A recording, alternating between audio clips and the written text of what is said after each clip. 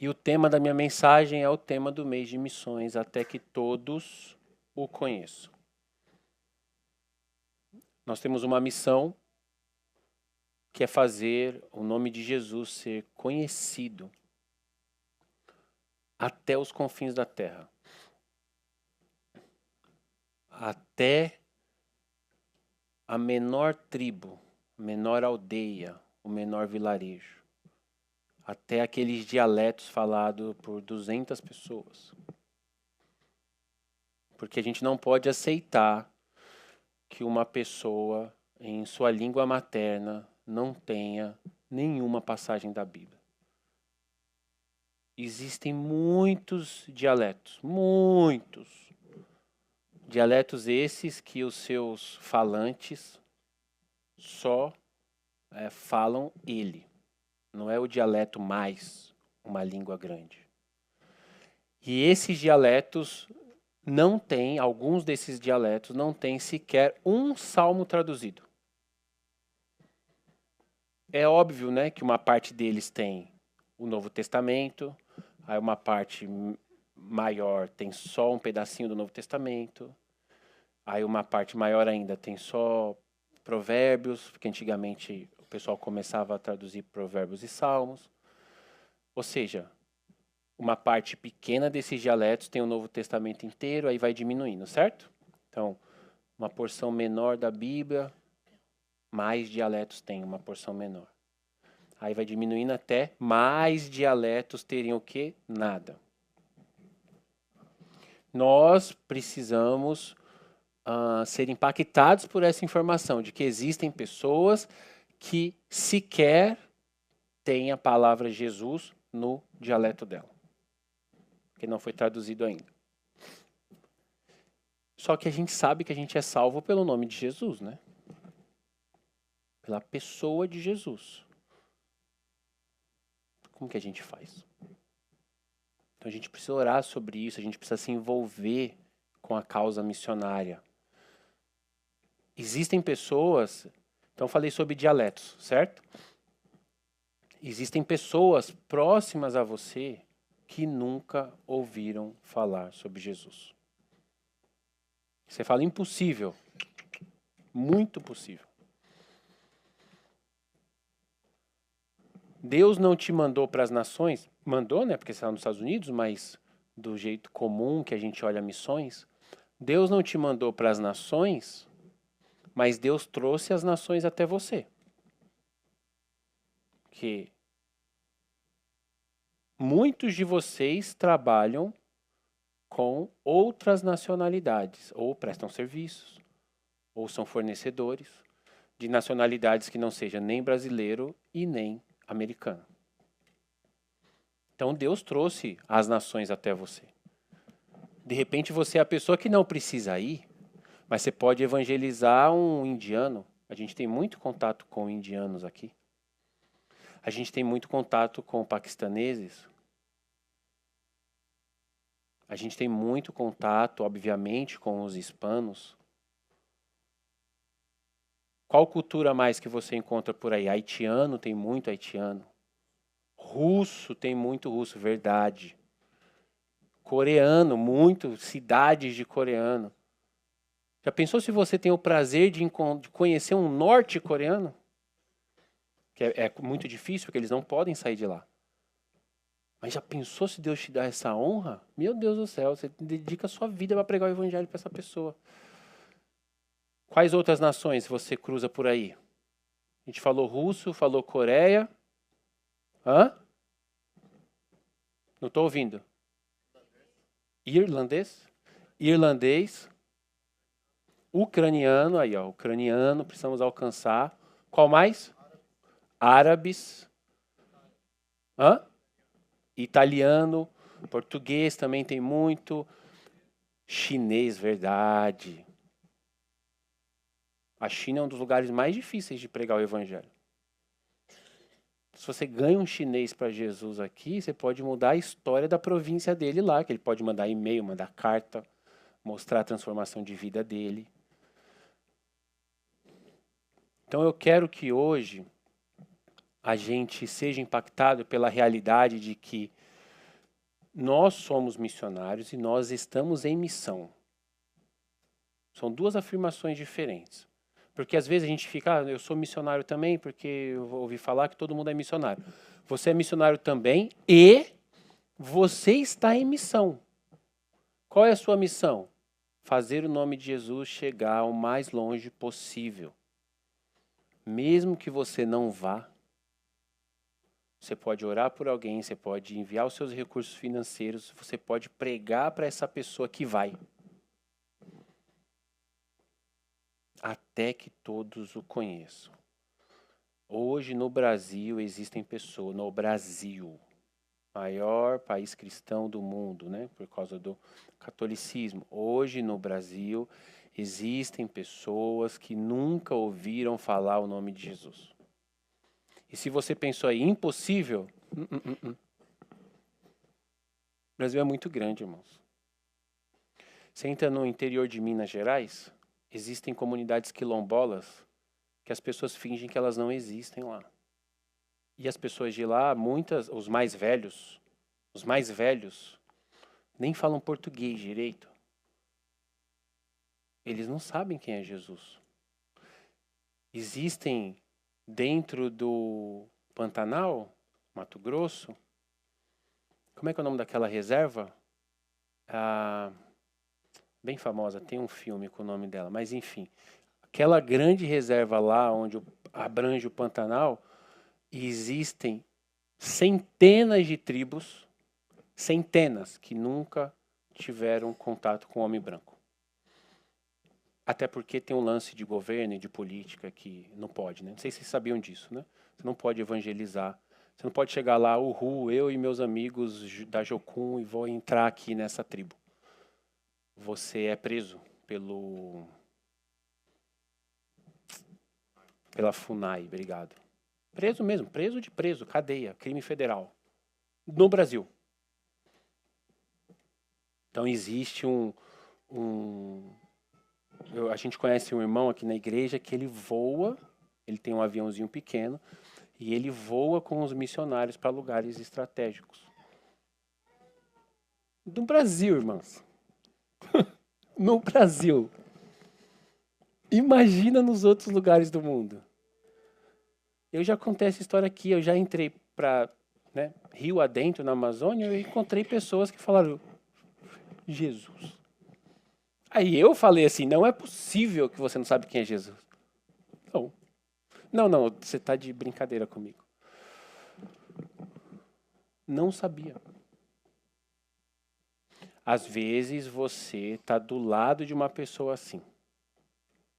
Um ucraniano da vida, um russo, um chinês, um coreano. Ah, mas eles são muito fechados. Tudo bem, mas nada resiste a uma oração. Começa a orar por essa pessoa de forma intencional, a partir do momento que você foi impactado pela verdade de que você é um missionário e você tem uma missão. Começa a orar pela pessoa, até ela te dar a oportunidade.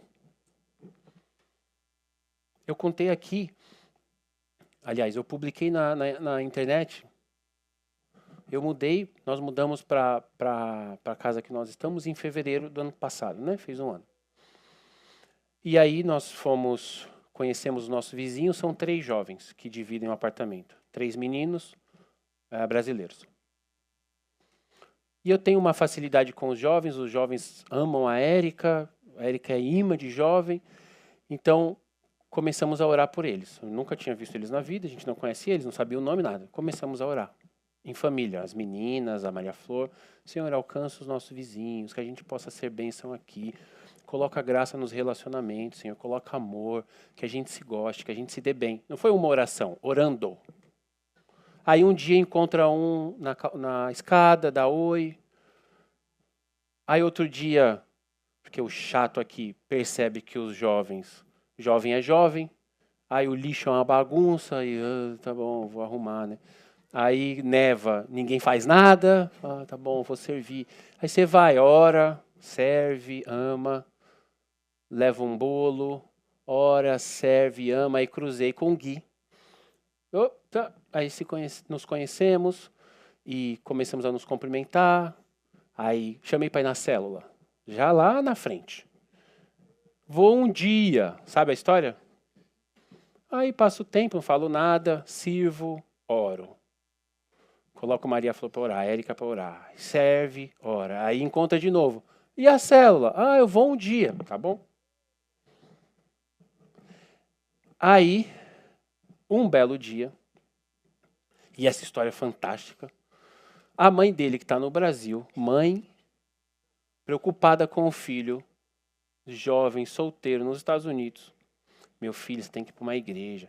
Meu filho, você tem que ir para uma igreja. A mãe, no Brasil, pesquisou, achou uma igreja. E falou, meu filho, achei uma igreja para você ir. E mandou uma pregação para ele. De quem que era a pregação? Aí ele falou, mãe, é o Pedro, é meu vizinho, a gente é amigo. Pronto. Hoje o Gui está na célula firme e forte. Louvado seja Deus por isso. Era difícil no começo? Era duro? Sim, começa orando. Mateus 28.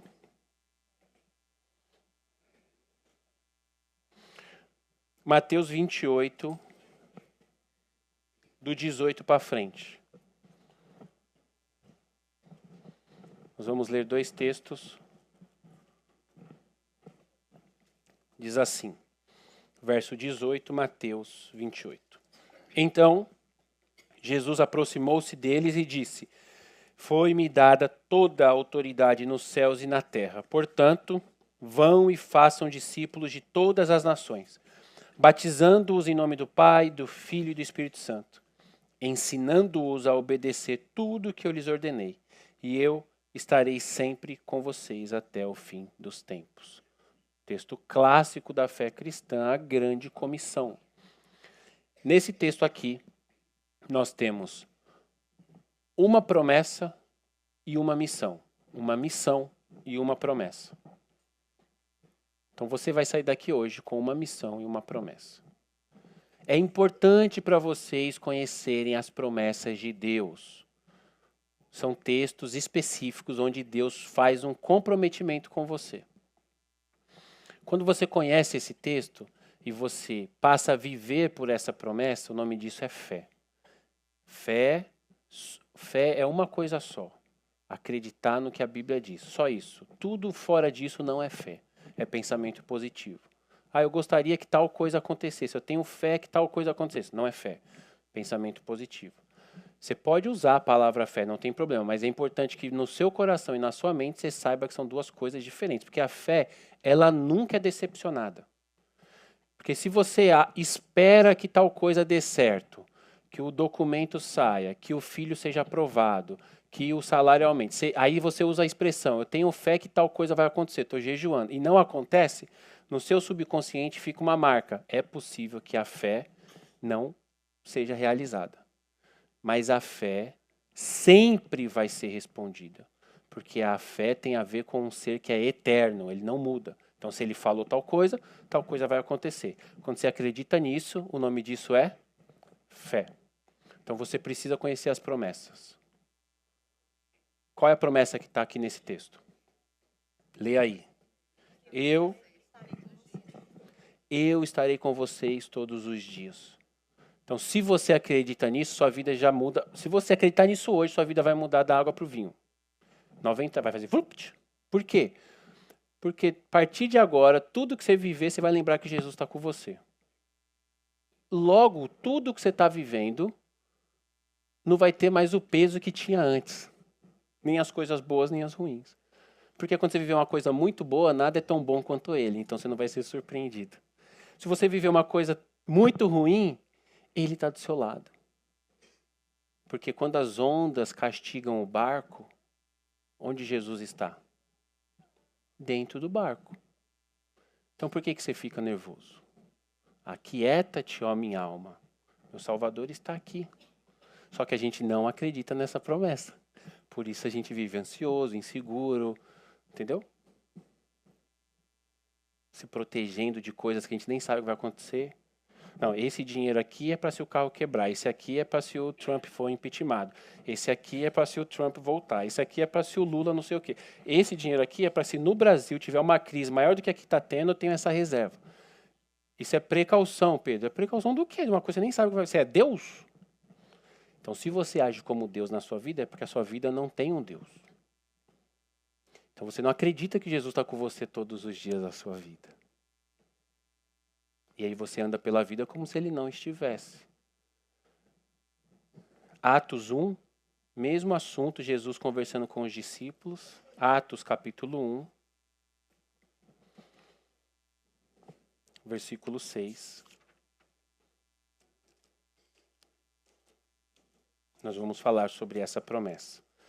Atos 1, verso 6, diz assim: Então os que estavam reunidos lhes perguntaram, mesmo assunto, discípulos reunidos com Jesus, discípulos fazendo perguntas, Jesus respondendo. Os discípulos perguntaram: Senhor, é neste tempo, é hoje que o Senhor vai restaurar o reino a Israel?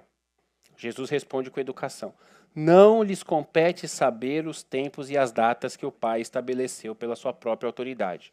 Ou seja, não é da sua conta. Aí ele vai continuar. Ou seja, ele vai iniciar um outro assunto. Mas receberão poder quando o Espírito Santo descer sobre vocês. E, conjunção aditiva, uma coisa precisa da outra. E serão minhas testemunhas em Jerusalém, Judeia, Samaria, até os confins da terra. Os discípulos perguntaram sobre o quê? Reino. Senhor, quando que o teu reino vem? Aí Jesus responde: Quando vocês forem cheios do Espírito Santo, vocês se tornarão testemunhas. Qual é a conclusão? Uma pessoa cheia do Espírito Santo é a testemunha de Jesus. Uma pessoa que é testemunha de Jesus, onde ela está, ela muda o ambiente. Uma pessoa que é uma testemunha de Jesus, cheia do Espírito Santo, ela é o reino de Deus andando sobre a face da terra. Então, quando alguém pergunta hoje para Jesus: Senhor, quando o teu reino virá? Sabe o que Jesus responde para ele? Conversa com o fulano. Conversa com o Gabe. Porque o Gabe é o reino de Deus na terra. Conversa com a Camila. Conversa com a Lulu. Um crente cheio do Espírito Santo que decidiu realizar, entender que Jesus está com ele todos os dias. Esse crente é a manifestação do reino de Deus sobre a face da terra. Onde Jesus está, tem cura, salvação, libertação, amor, graça, misericórdia, cesta básica comprada para quem está com fome, aluguel pago, abraço para quem precisa de consolo, sorriso e choro na hora certa. Jesus nos dá isso. É isso que você tem que dar para as pessoas, se você estiver em missão. Então, minha palavra para você hoje é: saia daqui sabendo de uma coisa: você está em missão. E ele vai te pedir conta disso. Quando você encontrar Jesus, não fica aí, uhul, vou encontrar Jesus e seja bem-vindo, eu estou no céu. Ele vai te perguntar: o que você fez com o talento que eu te dei? Aí você olha para você hoje, 2026, e fala: eu não tenho talento nenhum, Pedro. Não sei nem falar inglês. Não, seu talento é sua vida. Você está aí, ó, respirando, firme, forte. O que você está fazendo com a vida que ele te deu? O que você está fazendo com a vida que ele te deu? Para quantas pessoas você já deu vida? É isso que ele vai te perguntar. E minha função é te alertar, você sabe disso. Porque se você não estiver vivendo a missão de Deus, você está vivendo a sua missão. Se você estiver vivendo a sua missão e não a de Deus, por que você quer ir morar onde Deus está? Você não vai morar onde Deus está se você estiver vivendo a sua missão. Então é melhor que você não seja crente. Por quê? Porque se eu não falo isso para você, você vai chegar no céu naquele dia. Isso não vai acontecer, mas é hipotético. Porque não vai chegar lá. Vai chegar no céu aquele dia e vai falar. E ele vai falar: e aí, o que você fez com a missão que eu te dei? Você vai falar o quê? Missão? Oh, eu trabalhei pra caramba, mano. Comprei 3 casas, deixei uma poupança pro meu filho e não sei o quê. O que você fez com a missão que eu te dei? Não estava nem sabendo. Pois é. Então como que você quer vir morar no lugar de uma pessoa que é amor se você ama outras coisas? Não faz sentido, irmão. Vocês estão entendendo que não faz sentido? É tipo você adota uma criança legalmente, faz todo o processo, sofre pra caramba, fica na fila de espera, gasta dinheiro, sofre psicologicamente, porque aquela criança não quer nada e tal, e você ama, ama, ama, e a criança foge e vai embora. Ela fez as escolhas dela. Agora, eu tô aqui para te dizer que se você... Mudou o áudio ou não? Se você tiver andando pela face da terra com a vida que Deus te deu, vivendo uma vida para você, você está usurpando. Usurpar é pegar o que não é seu. Quem te deu a vida foi Deus e você está vivendo ela para você. Ele vai te cobrar o que você fez com a vida que ele te deu. Eu estou aqui só para te alertar. Você tem uma missão e é fácil. Para de falar, mas eu não sou igual a você. Mas eu não sei o que lá. Mas eu preciso disso aqui para viver. Faz do seu jeito. Consciente de que você tem uma missão. E de que todo mundo que cruzar no seu caminho tem que ser impactado por Jesus. As pessoas que cruzam no seu caminho, elas saem vendo você ou elas saem vendo Jesus em você? Isso é uma pergunta que você precisa se fazer. Porque não é para impactar as pessoas com o seu talento, é para impactar as pessoas com o amor de Jesus. E a pessoa tem que sair de uma relação com você falando, eu nunca vi uma pessoa dessa na minha vida. Porque não é possível que Jesus morreu por nós. E a gente está aí cantando faz anos, levantando a mão, de vez em quando treme, chora, e a gente não consegue mudar de vida. E a gente não impacta a vida de um serzinho assim. Um ser. Aí para te ajudar, sabe o que Deus fez? Deus falou assim, já que você não vai fazer nada, eu vou te dar filho. Pelo menos esses aqui, você põe no meu caminho. Desculpa, irmão. Não, estava trabalhando, Senhor. Trabalhando para dar o PlayStation 5 para ele. Não, era só para você ter ensinado que eu sou amor. Agora ele ama esse negócio aí. Irmãos, você tem uma missão. A missão não é só dos outros missionários. A missão é sua. Mateus 28, 18 diz assim. Então Jesus aproximou-se deles e disse, foi-me dada toda a autoridade nos céus e na terra. Toda a autoridade foi dada a Jesus. A autoridade não é uma coisa que você conquista. Guarda isso no seu coração. Você quer ter autoridade no reino? Não. Você quer ter autoridade na empresa? Não adianta você chegar um dia lá na empresa e falar, a partir de agora eu sou o chefe. Adianta fazer isso? Não, você vai ser mandado embora porque o chefe de verdade vai dizer que você está roubando o lugar dele. Como que se tem autoridade na empresa? Tudo bem, conquistando. Mas como que eu que conquistei a autoridade passo atribuída? A autoridade só existe quando alguém que tem a autoridade divide com você a autoridade. Então, o diretor da empresa vai chamar o neto e vai falar assim para a empresa, esse é o nosso novo gerente. Então, a partir de agora, um homem que tem autoridade deu autoridade para o neto. Na minha casa, eu tenho uma filha de 13, uma de 5 e uma bebê. Aí eu chego para a de 5 e falo, você tem que obedecer a sua irmã de 13. A irmã de 13 não pode falar, você tem que me obedecer.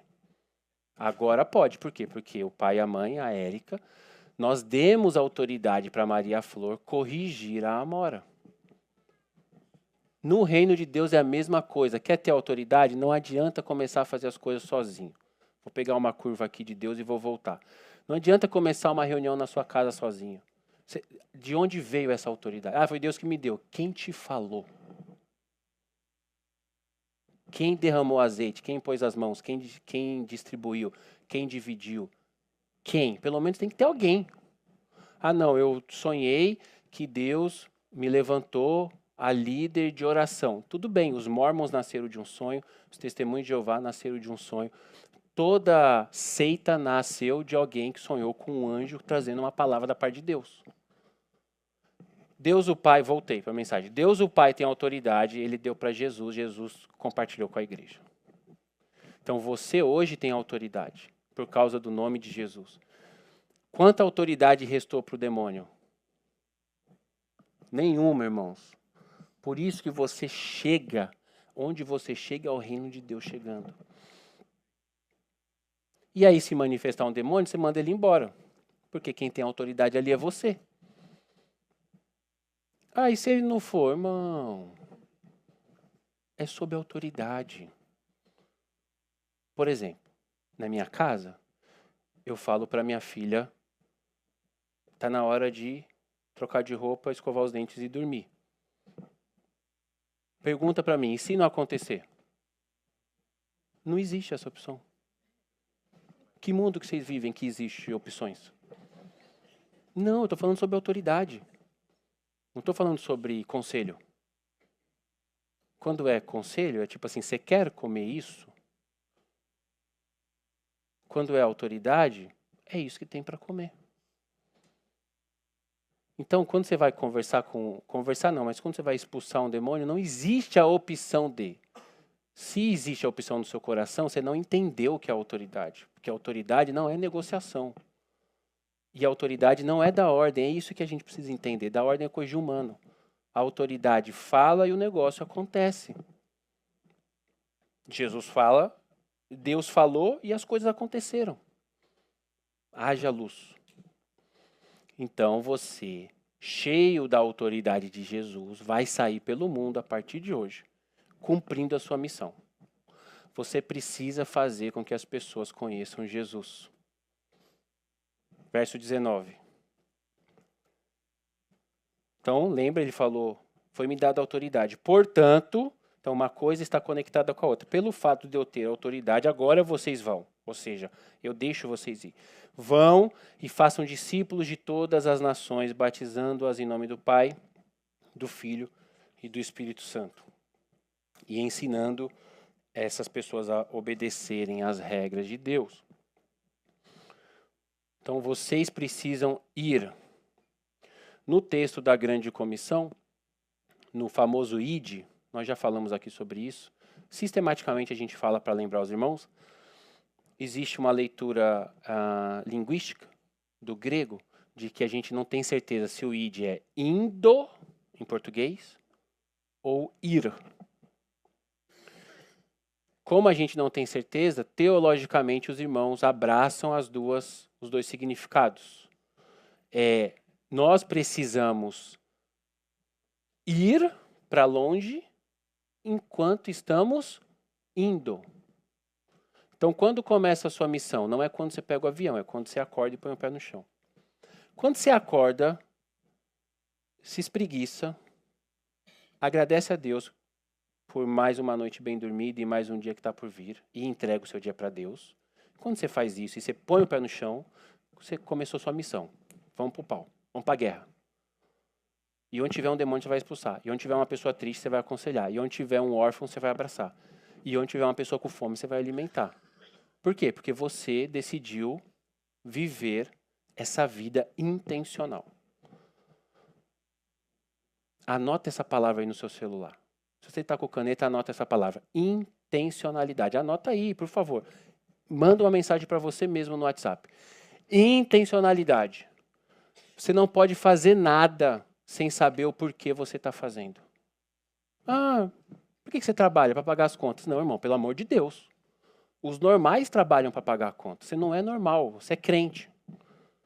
Você trabalha por um propósito, para fazer meu filho não sei o quê, para salvar o mundo. Arruma um propósito para a sua vida, pelo amor de Deus. Viva de forma intencional. Aí, viver de forma intencional vai fazer com que, de repente, no domingo, à tarde, 6 horas, você já esteja cansado. Todos nós estamos. Só que tem alguém precisando de uma visita, um amigo seu, um parente. Ou uma ligação. Meu Deus, vou ligar para minha mãe agora, não. Vou ficar horas no telefone. Ou para o meu irmão.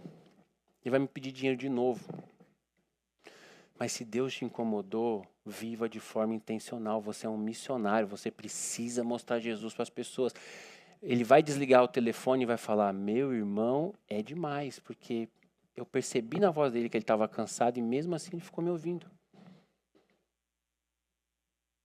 Quando as pessoas têm um encontro com vocês, elas saem do encontro tendo se encontrado com você ou com Jesus? Nós precisamos ser diferentes. Nós precisamos ser diferentes.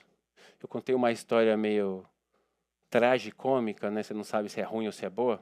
Eu também não sei. O que aconteceu sexta-feira agora, eu esperei a Maria Flor aqui no Ignite e fomos para casa, 9 e pouco. E aí de longe, quando eu estou estacionando, aliás, né, chegando em casa, de longe eu vi um grupo de jovens na rua. E eu percebi pelo jeito que eles estavam se movimentando que a coisa não estava boa. Aí eu parei o carro, longe, fiz uma leitura da situação, esperei o momento certo, fui embicar na garagem, eles começaram a correr, porque aconteceu alguma coisa lá de lá.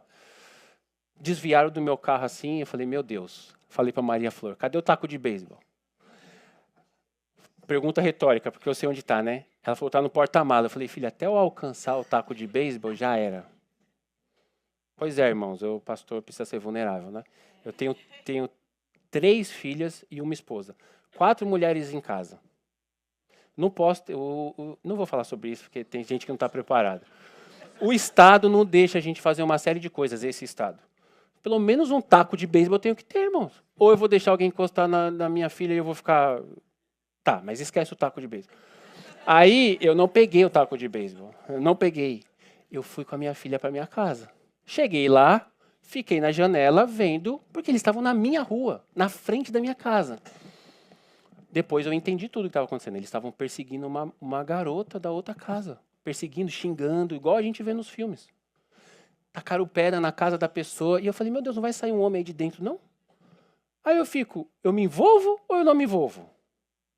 Não é possível que só mora mulher. Desculpa, meninas, mas é só modo de dizer, tá? Só mora mulher. Apesar que se fosse a minha família, ia sair um monte de mulher lá, ia colocar aqueles caras tudo para correr. Vocês não conhecem minha mãe e minha tia? Aí eu fiquei na janela olhando, com a luz acesa, para eles verem que eu estava olhando. Aí eles começaram a me perseguir. Sabe fazer sarcasmo? Você está olhando? Gostou? Perdeu alguma coisa aqui? Eles não me xingaram, mas ficaram fazendo sarcasmo. E eu, meu Deus, agora eu tenho que ser crente. Não, eu estou só olhando, eu falei. Estou olhando ao redor. Perdeu alguma coisa aqui? Falei, não, estou curtindo vocês. Minha vontade não era fazer isso. Estou melhorando como ser humano. Mas minha vontade era não deixar eles tacarem pedra na casa da menina lá, que eu nem sei quem é, porque aqui a gente também não conhece os vizinhos. Mas eu tive naquele momento dar testemunho para minha filha, agir diferente. Nós não podemos ser iguais às outras pessoas. Ao mesmo tempo, disclaimer, mensagem aqui de atenção, ao mesmo tempo, Deus deu uma filha para eu cuidar, eu preciso cuidar dela também. Volta para cá. A gente não pode responder como todos os outros respondem. As pessoas, quando cruzarem com você, elas têm que saber que elas cruzaram com uma pessoa diferente. Nós temos uma missão. Até que todos o conheçam. Por favor, saia daqui sabendo disso.